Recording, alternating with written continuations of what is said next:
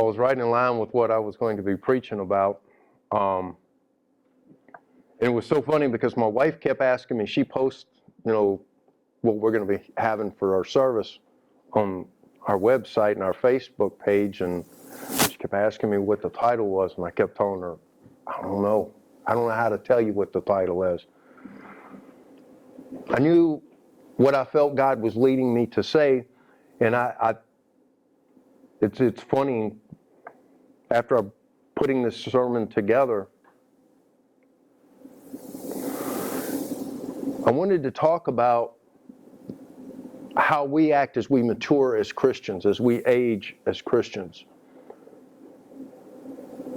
But what it turned out to be was finishing the race well.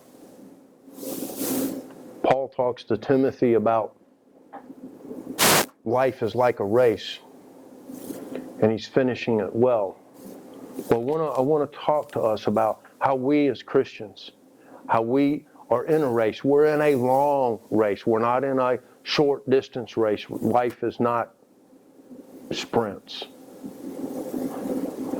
And it's not about how fast we get to the middle, or how fast we get to the first quarter, or how fast we get to the second quarter.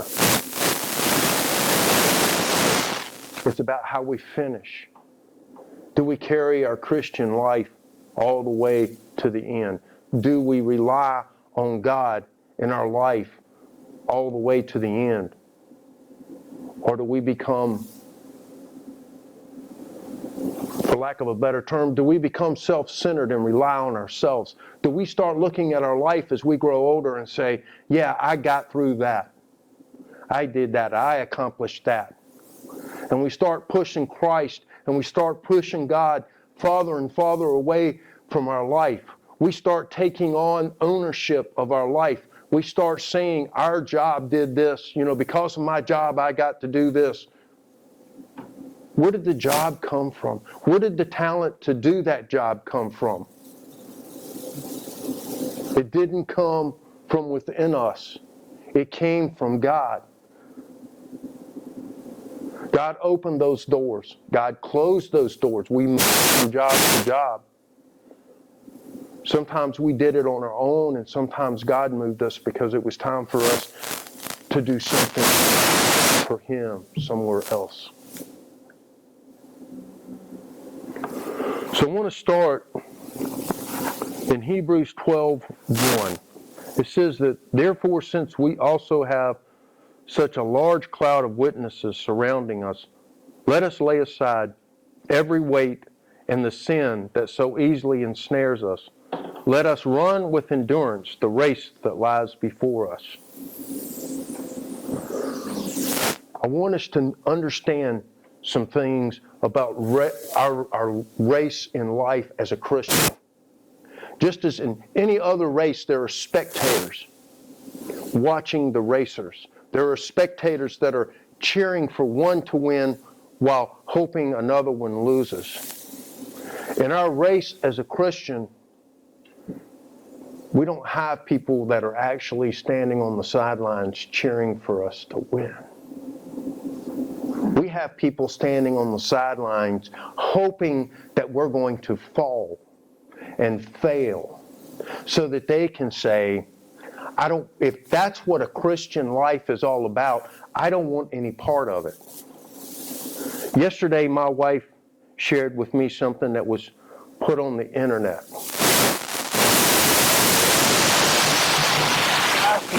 In Tennessee, a youth pastor in Tennessee that was arrested for human trafficking, along with a ton of other people. They listed everybody's name. Whose picture got posted? Out of all of those people, whose picture got posted? Okay?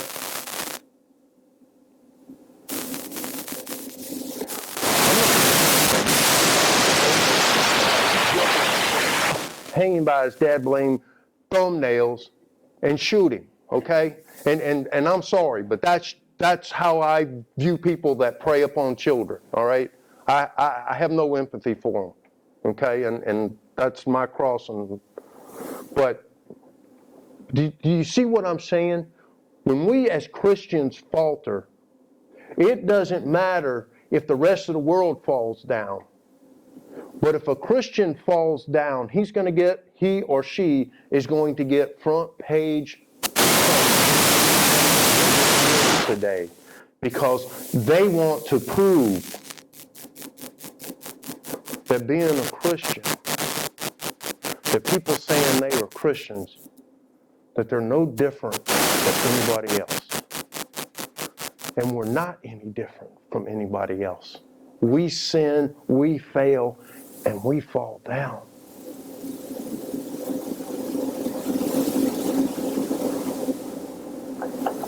But we get back up. And we rely on God's grace to get us through. The problem is that in the past, we have beat people over the head with God's word. We have beat people over the head saying that we are better than they are.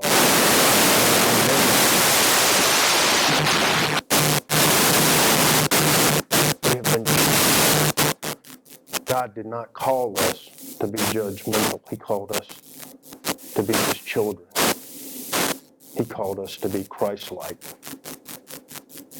And last Sunday we talked about the two different sides of Christ, that the first of His coming we see the Lamb, we see the forgiveness, we see the love and the mercy. That is what we are to show. Judgment is left up to Christ when He comes again. There's nowhere in the Bible that it says, be my followers and judge the world.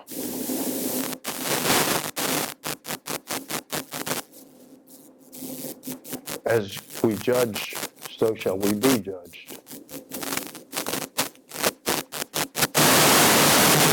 Why do you think America has slipped off the slippery slope?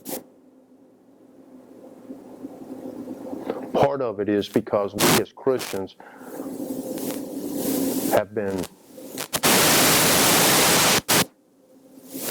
we have said one thing and done something else while condemning those who do those things.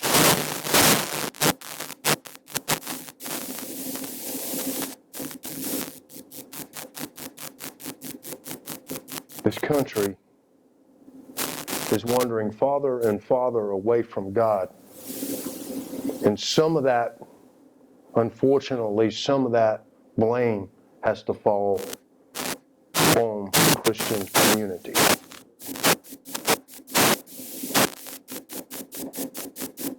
We've had no sympathy. We've had none of God's love for the sexual immoralities of this nation.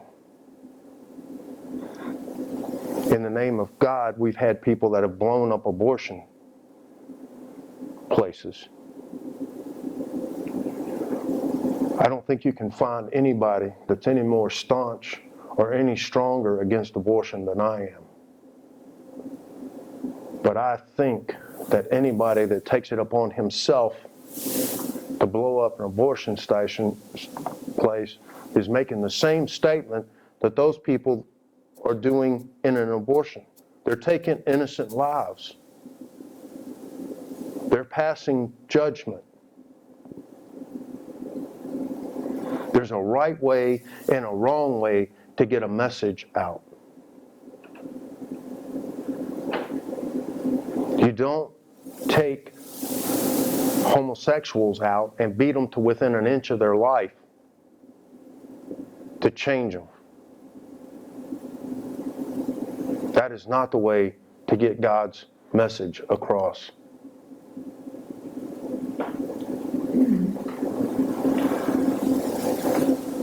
The race is for us to walk in God's light. The race is for us to reflect the Holy Spirit.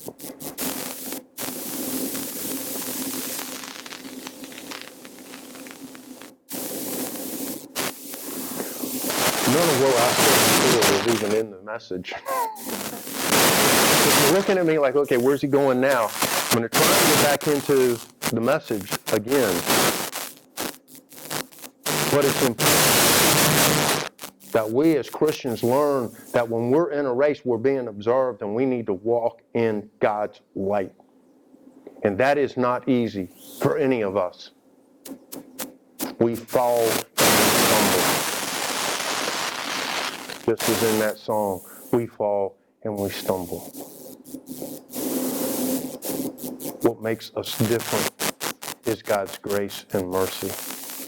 What should set us aside from other people is us reflecting God's grace and mercy and showing it to those who do not know Him.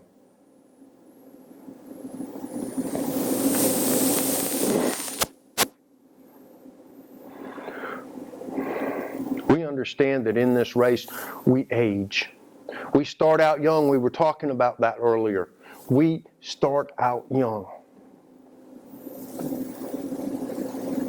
We start out young, strong, but we start out not so smart. If we were as smart at 21 as we are at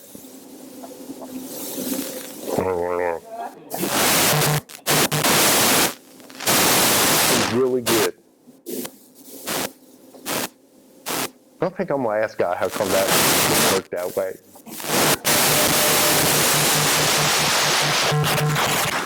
Reason for that. No, I don't know what it is. Somebody does, but I don't. But we start out, and it's a marathon. This is a marathon. This is not a short distance race. And as time goes on, our bodies we get stiff. We get to hurt. Our muscles ache. Our joints become painful, and we wear down. We don't have as much stamina.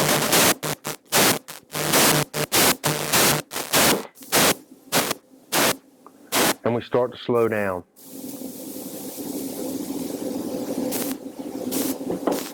And then we have a tendency to look towards the end. We see the finish line coming. And Lynn, as you and I were talking earlier, we see that finish line coming. It's not so much that we get scared of dying. We get scared of how we're going to die. You know? I told Lynn, I said, my biggest fear is I don't want to go out painful. And I'm sure y'all have heard this. I don't want to go out. I want to go out like my grandfather did, okay? Not like the other when the car went out drinking. No, that was a joke. But you get that, I mean? I want to go out sleep. I don't want to go out.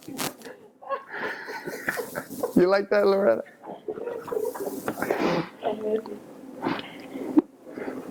So we start seeing the finish line coming. And as Christians, it shouldn't scare us. It really shouldn't.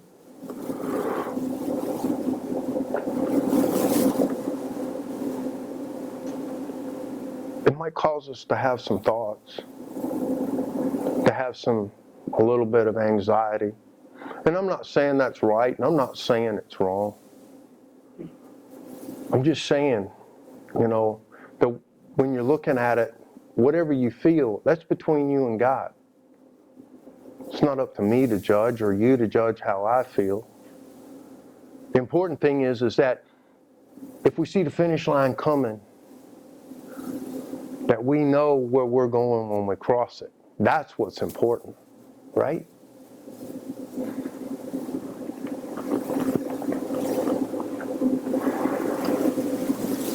Just as in any race, the medal doesn't go to the one who gets to the first quarter mile first or the half mile. The medal goes to the one who finishes it. And no matter what our life entails, whether it be a sickness, an illness, or whatever, we need to understand that God's grace and mercy is going to get us through to the end. We do not know what our life holds for us. We plan. Some of us plan really well. Some of us don't plan so well. But we plan. We have expectations.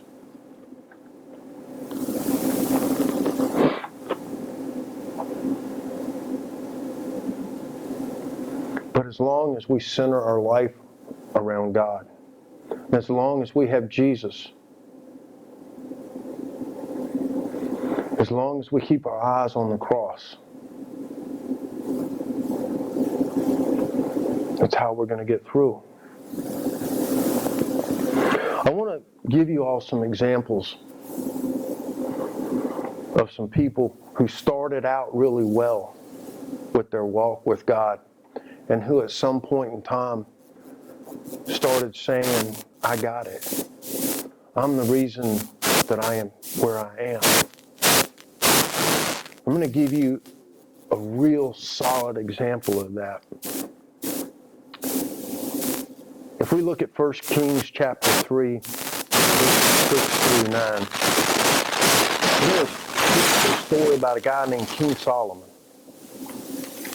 Now, King Solomon was the wisest and the richest man. The wisest and the richest man.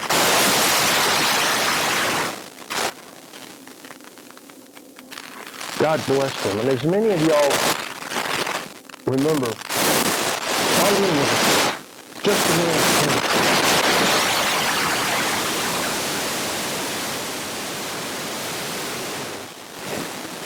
Because the Bible says that God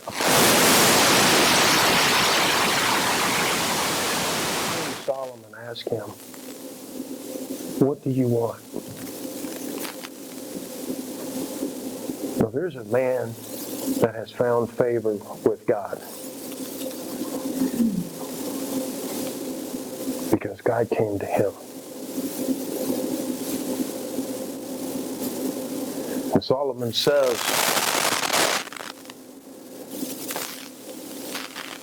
that he wanted to be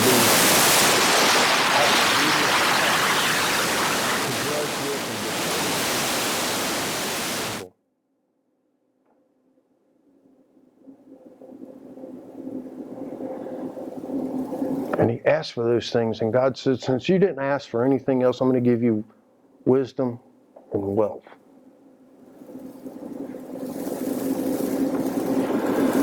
But in 1 Kings chapter 11, verses 4 through 9, we see Solomon has turned from the Word. He has turned from the Lord.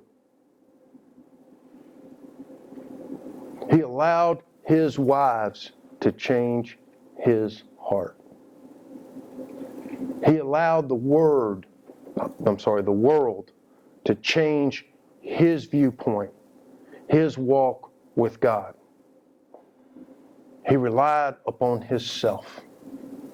He turned from what was right and what was righteous. He got ate up with himself.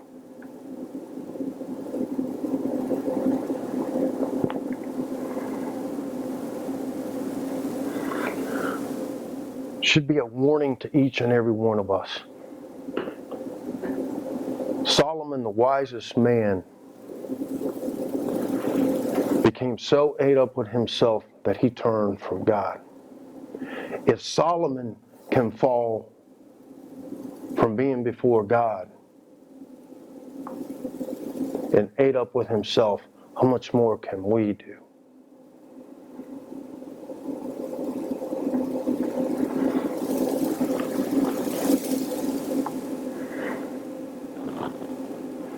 I want to give you, these are not everybody in the Bible that failed to do this.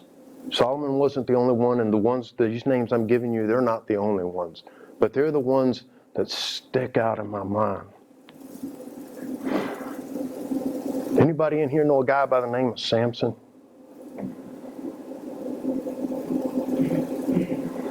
Samson failed. notice something, guys? This is aimed at the guys, okay? You notice something between Samson and Solomon? What caused Samson to turn from God? What caused Solomon to turn from God? It was a woman. It was a woman.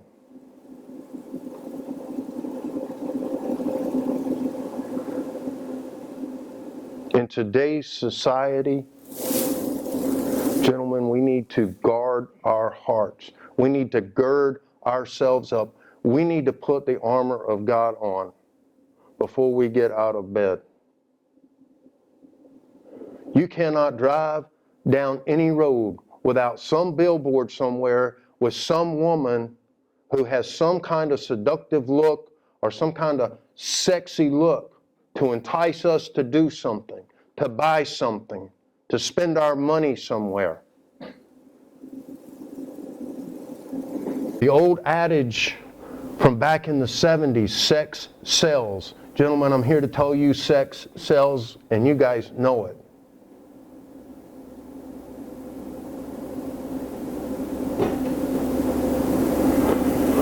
So we've got Solomon, we've got Samson, we've got Saul.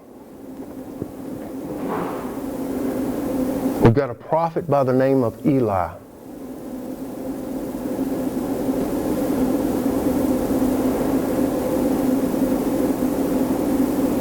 And we've got a king by the name of Uzziah.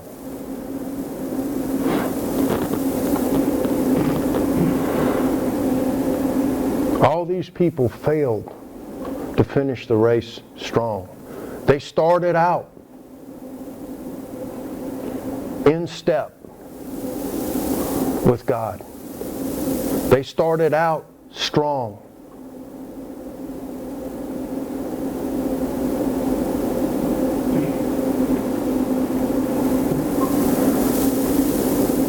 There was a king by the name of King Hezekiah. He was a king of Judah. He was 25 years old when he started ruling, and he reigned for 29 years. In his first year as a king, he reopened the doors of the Lord's temple, and he repaired them. He brought in the priests and the Levites, and he had them consecrate themselves and the temple. In 2 Chronicles chapter 30, verses 26 through 27, we read, "There was great rejoicing in Jerusalem, for nothing like this was known since the days of Solomon, son of David, the king of Israel. Then the priests and the Levites stood to bless the people, and God heard their voice and their prayer, and came into his holy dwelling place in heaven."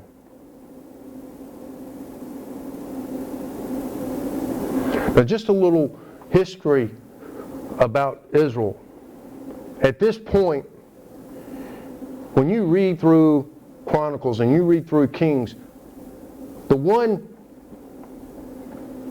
thing that keeps getting repeated over and over is that this king ruled, and he did as his fathers did. He sinned in the eyes of God. And he brought sin upon Israel. So these kings kept falling down, even before they got out of the gate. They were on a different racetrack.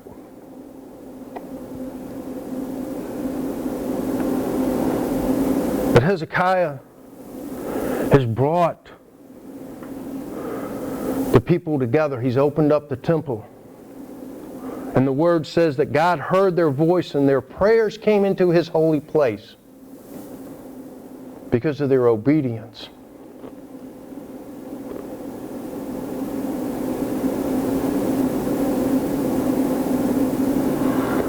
Because of the rulership of one man.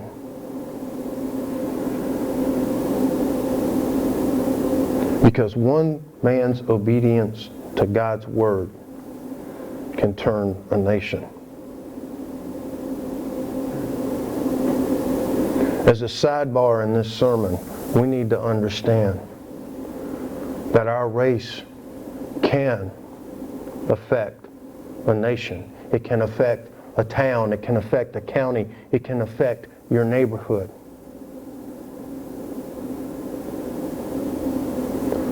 How you run the race can determine how our nation goes.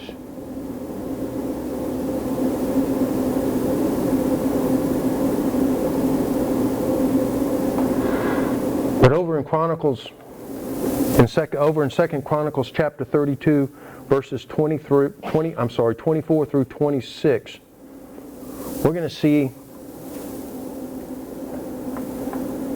when you take it upon yourself, when you decide you got it, we're going to see how that affects. In those days Hezekiah became sick unto death. So he prayed to the Lord, and he spoke to him and gave him a miraculous sign. So God is giving Hezekiah a miraculous sign in his life. God is healing Hezekiah.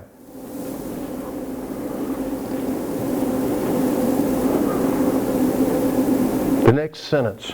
However, because his heart was proud, Hezekiah didn't respond according to the benefit that had come to him.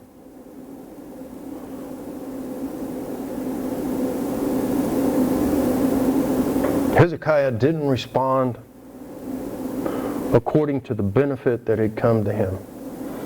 He didn't respond to God. He hardened his heart. It doesn't say what he did or how he did it. But when God moves in our life, when God speaks in our life, we need to respond to Him in the appropriate way.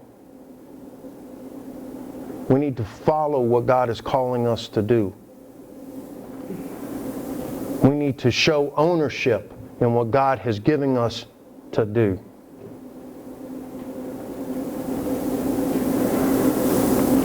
And because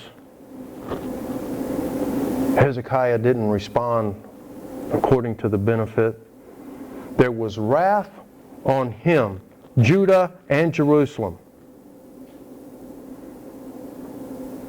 So just as the action of Hezekiah going out and honoring God, bringing God's blessing upon the nation and upon himself, his failure to stay in the race brought judgment upon him and the nation. So our failure to stay in the race of life, our failure to stay in the race of walking with Christ, brings judgment upon us as individuals and judgment upon us as a nation. The church today, the churches of the United States today, we need to show ownership. We need to show ownership in what is going on in this world, in our country. We need to own the sins of this nation. We need to come with a repentant heart and asking for forgiveness. You say, well, Pastor, I don't go out and kill anybody. I haven't molested anybody. I'm not a homosexual. I don't do this or I don't do that. It doesn't matter.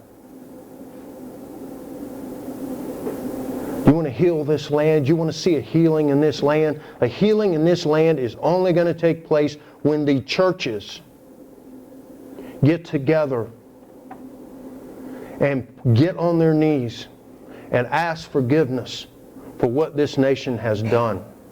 We need to hold our leadership up in prayer. We need to pray for a change of heart within our leadership. We need to take ownership. We need to stand boldly.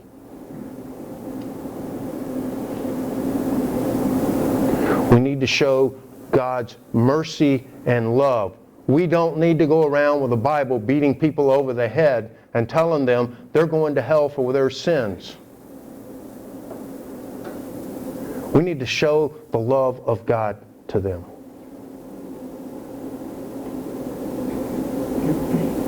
We need to reach out. We need to reach out with a hand of love, not with a hand with a rod in it. This thing with this transgender thing has made me so mad I can't stand it. We got stores. We've opened a door. We've opened a Pandora's box. And every man in here who has a daughter or a wife should be scared to death with what is happening.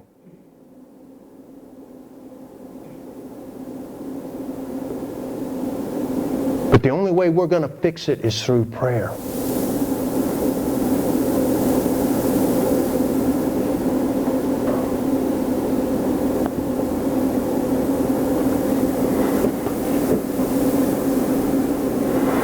So it says that Hezekiah humbled himself for the pride of his heart.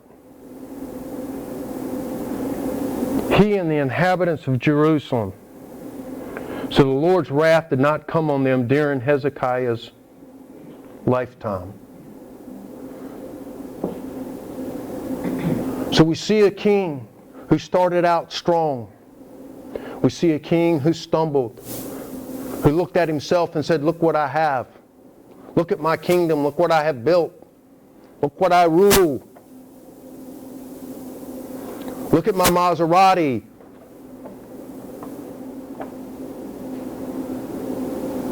Look at my house. Look at my bank account.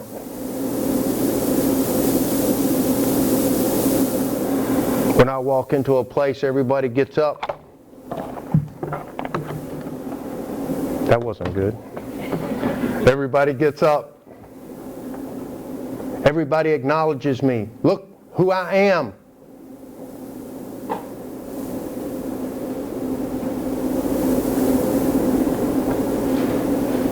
Is God the center of your life, or are you the center of your life? Are you proud of what? Thank you. Are you proud of what you have done? Or are you proud of what God has done? There's a difference there. A big difference. And it makes all the difference in your prayer life. It makes all the difference in your walk. It makes all the difference in what people see as you're running down the racetrack. People can tell. There goes Billy Bob. He's running God's race. There goes Jimmy John. He's running Jimmy John's race. They see that. They know that. They know whether we are pretending to be Christians or whether we're Christians.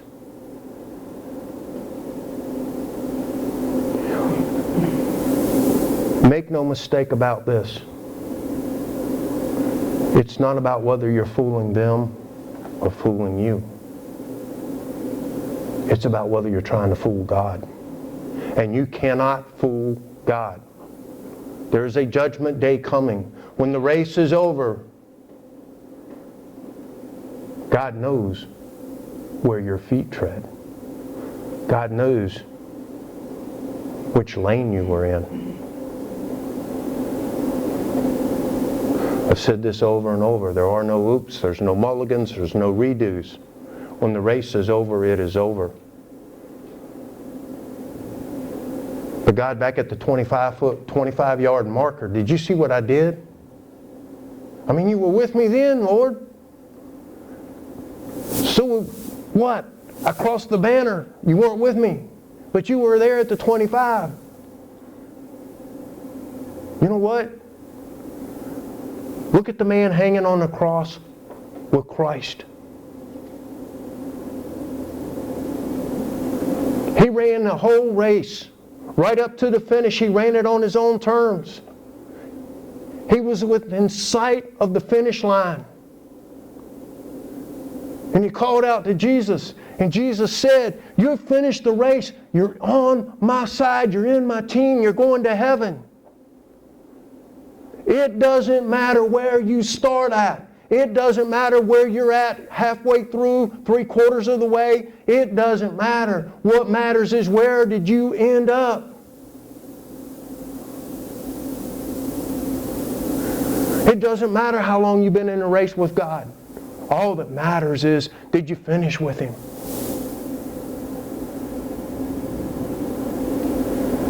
Some people say, well, you know what? I'm young. I got tons of years left. I don't have to run this race right now. I can go. I don't have to give up on the partying. I don't have to walk away from my buddies. I don't have to run away from my friends who are drinking and carrying on. I can still do that. I got plenty of time. You really want to go there? You really want to gamble that? Get 2 dice and try to roll 7. See how many times 7 rolls up. You don't know when your number's up. You don't know when God says it's time. Our race may be 98 years. It may be 100+ years. But every day we see articles in the paper where babies don't even make a week. Where teenagers are taken away. Where young adults are gone. They didn't plan on going that quick. We don't know how long our race is. Our responsibility is to run that race as if every day is the last foot of the race.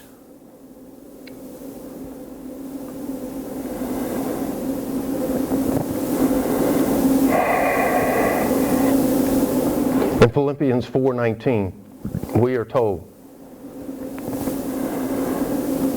and my God will supply all your needs according to His riches in glory in Christ Jesus.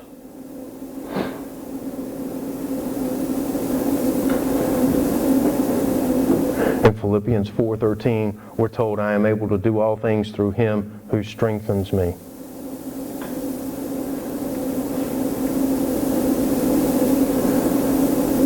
God will get us through the race. He will meet our needs.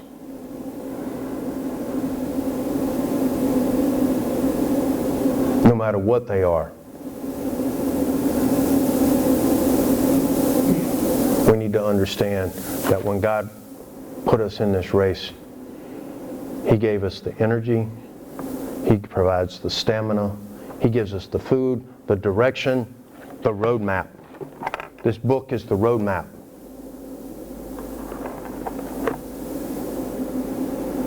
To get us to the end, to get us to victory.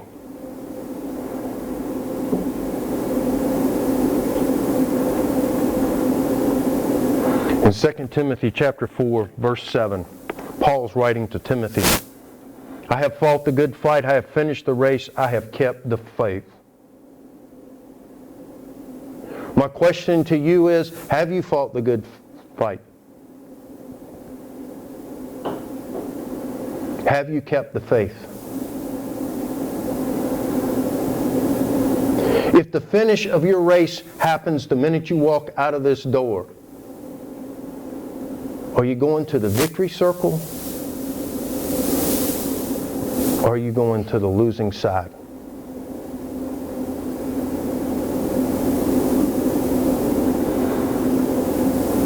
Just as in any race, the winner gets a medal, the winner gets a reward, the winner gets a payoff.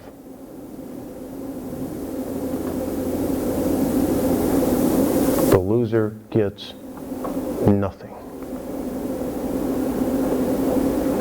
The difference is that when you lose in this race, you burn for it.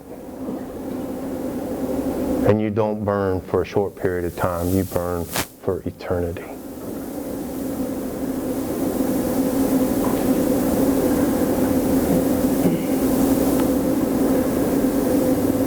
When my race is over and my time is done, All I want said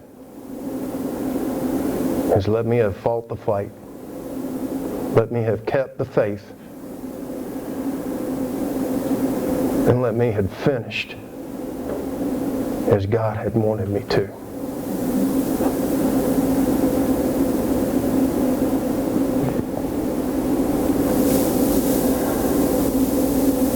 And I want you to remember who made this statement, that I have fought the good fight, I have finished the race, and I have kept the faith. We're talking about a man who survived several shipwrecks, was beaten within an inch of his life more times than I care to count, was exiled, put into prison, and had people walking across. He could hear them walking across on top of him, knowing at any given moment that one of those footsteps could be coming for him to execute him. And I say that because it doesn't matter what our life is like. If this man Paul can make those statements after going through all of that, what gives us the right to bow out of this race? What gives us the right to stand up and say, look at me, look what I have done?